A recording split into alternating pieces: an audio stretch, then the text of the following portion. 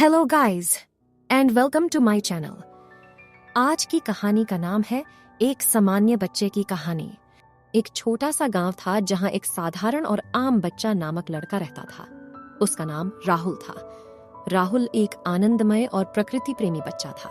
वह दिन भर खेलने और नदी में तैरने के लिए बहुत उत्सुक रहता था। राहुल की आयु 7 साल की थी और उसे अपने छोटे छोटे सपनों की पूर्ति करने का बहुत शौक था। एक दिन उसे वन में एक गहरे जंगल में जाने का मौका मिला। राहुल उत्साहित हो गया और वह जंगल की ओर चल पड़ा।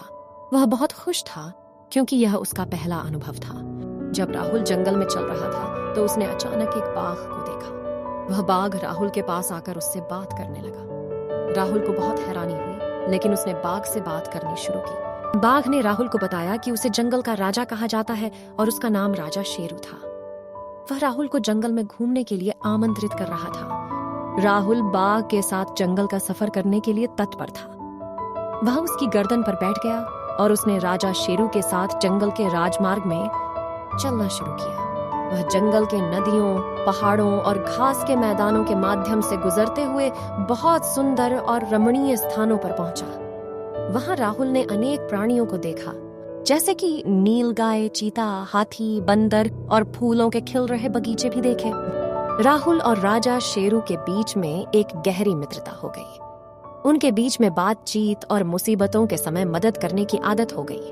राहुल बहुत खुश था क्योंकि उसे अपने सपनों का रंगीन रूप दिख रहा था।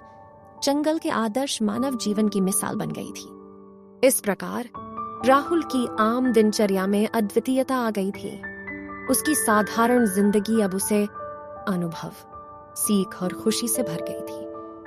राहुल के लिए यह एक अद्वितीय किस्सा बन गया, जिसने उसे यह सिखाया कि कभी-कभी साधारण लोग भी अद्वितीय और अविस्मरणीय अनुभव प्राप्त कर सकते हैं।